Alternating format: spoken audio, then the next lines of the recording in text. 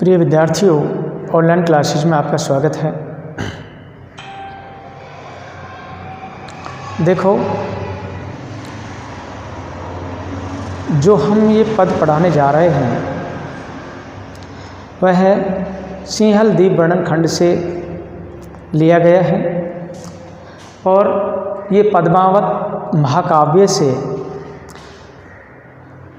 लिया गया पद है। तो इसमें आपको सभी को पता है कि सिंहल द्वीप की सुंदरता का वर्णन किया गया, उसके रहस्यात्मक वैभव का इसमें वर्णन किया गया है। तो इसमें जो सिंहल द्वीप है वो बहुत ही सुंदर बताया है। इसको कवि ने एक रहस्यात्मक दृष्टि से बताया है, जो कि सिंहल द्वीप हमारे अंदर ही विद्यमान है और हम उस सिंहल द्वीप के जब दर्शन कर लेते हैं तो वो तीनों लोकों से अलग है, जिसका हम वर्णन भी करना हमें बहुत ही मुश्किल हो जाता है। तो देखो बच्चों, ये जो सिंहल द्वीप है, सिंहल द्वीप का हम भावार्थ करेंगे कि सिंहल द्वीप की जो सुंदरता है वो कितनी भव्य है, मनोरम है, उसमें कैसे रहस्यवाद छिपा हुआ है, तो ये हम आपको बताएंगे। तो देखो, एक बार हम पढ़ते हैं इसको। जवई दीप नियरावा जाई जनु कविलास नियर भा आई। जवही दीप नियरावा जाई जनु कविलास नियर भा आई। धन अमराऊ लाग चौपासा उठा भूम हुत लागे आकाशा। तरिवर सबे मलय गिरी लाई भई जग छाए रैन हुई आई। मलय समीर सुहावन छाहा जेठ जाड़ लागे तीमा। ओही छाए रैन हुई आवे हरियर सबे आकाश दिखावे। पथिक जो पूछे सही के घामू दुख बिसरे सुख होई विश्रामू। जेवे पाए छाए अनूपा फिर नहीं आए सहे यह धूपा। अस्य अमराऊ सघन घन बरनी न पारो अंत। फूले फरे छऊ ऋतु जानो सदा बसंत। तो देखो बच्चों, इसमें कुछ कठिन शब्दार्थ है, पहले उन्हें बता देता हूँ।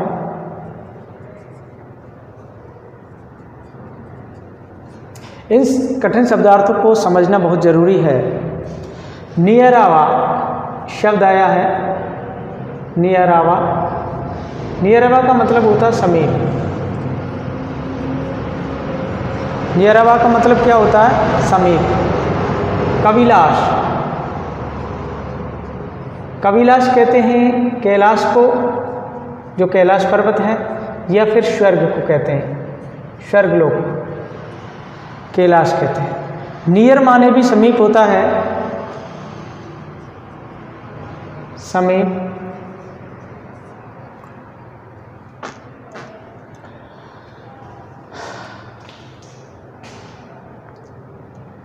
देखो,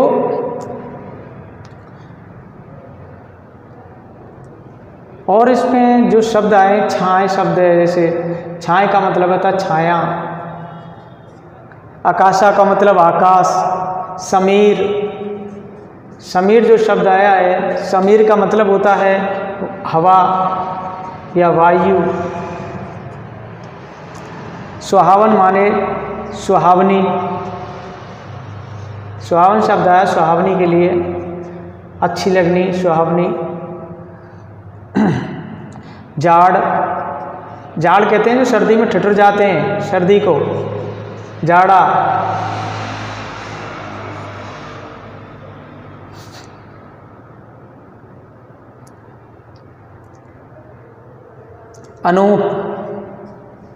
अनूप का मतलब होता है अनुपम।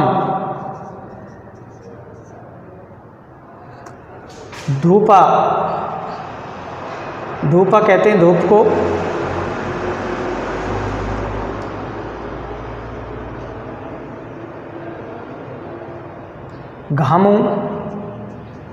घामू भी धूप होती है। सहे माने सहन करना।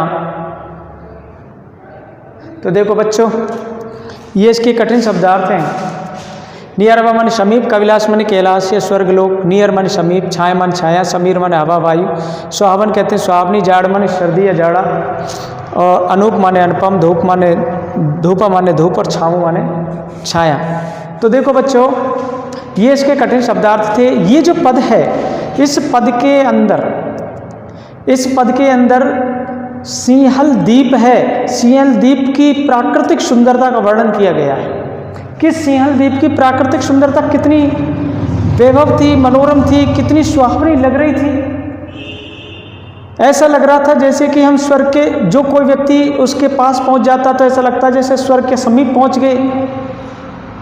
उसकी जो छाया है वो बड़ी शीतल है, उसकी जो वायु है वो मलयगिरी से संबंधित सुगंधित वायु है, वहाँ की जो वायु है सुगंधित है, और ऐसे लगता है जैसे इसकी छाया तो इतनी घनी है, इतनी गहरी है कि जैसे कि सारे संसार में यही रात्रि करती हो।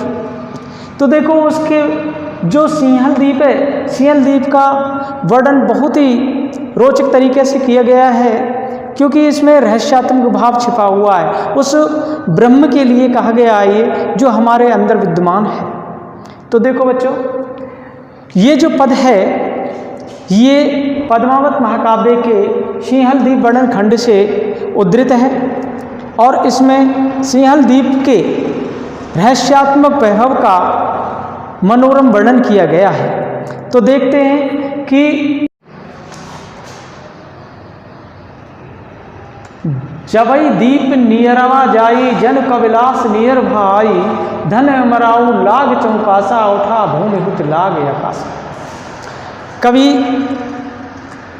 वर्णन करते हुए कहते हैं, कवि मलिक मोहम्मद जैसी वर्णन करते हुए कहते हैं कि जबई दीप नियरवा जाई, जन कविलास नियरवा है। जब कोई व्यक्ति उस सिंहल द्वीप के समीप पहुंचता है, जब कोई व्यक्ति उस सिंहल द्वीप के समीप पहुंचता है तो वह उसे ऐसा लगता है जैसे कि वह स्वर्गलोक में पहुंच गया या कैलाश में पहुंच गया।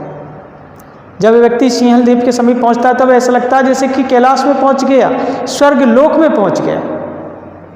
धनी अमराऊ लाग चौपासा, उठा भूमि हुत लाग आकाशा। सिंगल द्वीप, जो सिंहल द्वीप है, सिंहल द्वीप के चारों ओर घनी अमराइयाँ लगी हुई थी। धनी अमराऊ लाग चौपासा, उठा भूमि हुत लाग आकाशा। जो सिंहल द्वीप था उसके चारों ओर घनी अमराइयाँ लगी हुई हैं। वह इतनी विशाल थी कि ऐसा प्रतीत होता था कि पृथ्वी से उठ करके और आकाश को चूम रही है। वह ऐसा लग रही थी जैसे कि पृथ्वी से उठ करके और आकाश को चूम रही है। उन जो उनकी अमराइयाँ थी वो इतनी विशाल और ऊंची अमराइयाँ थी, विशाल और ऊंची अमराइयाँ थी। देखो, तरिवर सबे मले गिरी लाई, भई जग छाए रैन होई आई। तरिवर सबे मले गिरी आई, भई जग छाए रैन होई आई। कवि वर्णन करते हुए कहते हैं कि वहाँ के जितने भी वृक्ष थे वे सब सुगंधित हैं, उनके अंदर से सुगंध आ रही है। सुरभित कहते हैं सुगंध को। मलेगिरी कहते हैं जो सुगंधित होते हैं, सुरभित होते हैं। तो ये कवि कहते हैं कि वहाँ के सभी वृक्ष सुगंधित हैं। ऐसा लगता है कि मानो कि वे मलयगिरी से लाए गए हों। तो ऐसा लगता है जैसे कि वो मलयगिरी से लाए गए हों। क्या? वृक्ष। उनकी छाया इतनी सघन है कि संसार में उन्हीं के कारण रात्रि होती है।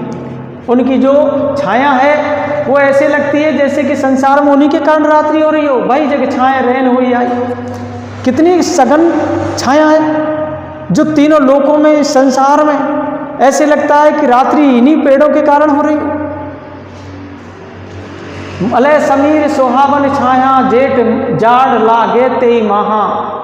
ओई छाए रैन होई आवे, हरियर सवे आकाश दिखावे।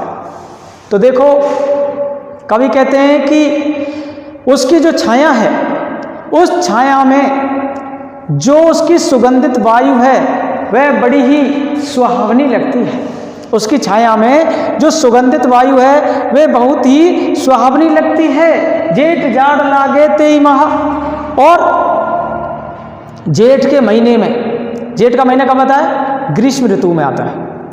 तो जेठ के महीने में भी सर्दी लगने लग जाती है।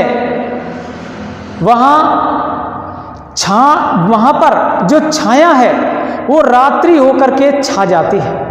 वहाँ पर छाया होई चार रैन होई आवे हरियर सबे आकाश दिखावे, जो वहाँ पर जो छाया है उन पेड़ पौधों की वो रात्रि होकर के छा जाती है। देखो आकाश से, अर्थात अगर ऊंचे स्थान से अगर उसको देखा जाए तो सभी जगह हरियाली हरियाली दिखाई देगी। वहाँ पर अगर कहीं से भी ऊंचे स्थान से उनको देख लिया जाए तो कैसी दिखाई देगी? चारों तरफ हरियाली हरियाली दिखाई देगी। पथिक जो पहुँचे सही के घामू, दुख बिसरे सुख होय विश्रामू, जे वे पाई छाए अनूपा, फिर नहीं आई सहे ये धूपा। कवि कहते हैं कि जो भी व्यक्ति, जो भी पथिक रास्ते में उनके कष्टों को और तेज धूप को सहकर भी अगर सिंहल द्वीप के समीप पहुंच जाता है, पथिक जो पहुंचे सही के घामू, दुख बिसरे सुख होय विश्राम। कवि कहते हैं कि कोई भी पथिक अगर उसके मार्ग में अनेक कष्ट आते हैं और उन कष्टों को सहन करते हुए वो सिंहल द्वीप के समीप पहुंच जाता है तो उसके सारे दुख दूर हो जाते हैं और उसे सुख और शांति, चैन, आराम मिल जाता है। जे वे पाई छाए अनूपा, फिर नहीं आई सही है धूपा। कवि कहते हैं कि जिसने वह अनुपम छाया प्राप्त कर ली है, जिसने वो अनुपम छाया है वो प्राप्त कर ली है, उसने फिर वापस आकर सांसारिक धूप नहीं सही है। जिसने वो अनुपम छाया प्राप्त कर ली तो उसे सांसारिक धूप नहीं सही है। वहाँ ऐसा कवि कहते हैं कि अस्य अमराई सगन घन भरनी, ना पारो अंत, फूले फरे छऊ ऋतु, जानो सदा बसंत। कवि क्या कहते हैं कि उस सिंहल द्वीप में वहाँ ऐसा एक गहरा घना सघन आम्र कुंज है कि कवि कहते हैं कि मैं उसका वर्णन नहीं कर सकता हूं, वो अवर्णनीय है। वह आम्र कुंज है जो 6 ऋतुओं में फलता फूलता रहता है। फूले फले 6 ऋतु, जानो सदा वसंत। वहाँ पर 6 ऋतुओं में वह फलता फूलता रहता है, वहाँ सदा वसंत बना रहता है और 6 ऋतु फलती फूलती रहती हैं। क्योंकि वहाँ पर वो ये इसमें एक आध्यात्मिक दृष्टि दिखाई गई है, एक रहस्यात्मक भाव दिखाया गया है। किस रहस्यात्मक भाग में क्या है कि जायसी ने बताया है कि जो हठयोग साधना है, क्योंकि हठयोग साधना से संबंधित ये ग्रंथ है, हठयोग साधना से संबंधित ये पद है। इसमें देखो आध्यात्मिक दृष्टि से अगर अर्थ को निकाला जाता है तो साधक सहस्रार कमल रूपी सिंगल द्वीप के पास पहुंच जाता है और उसे अनुभव होने लगता है कि वह स्वर्ग के समीप पहुंच गया।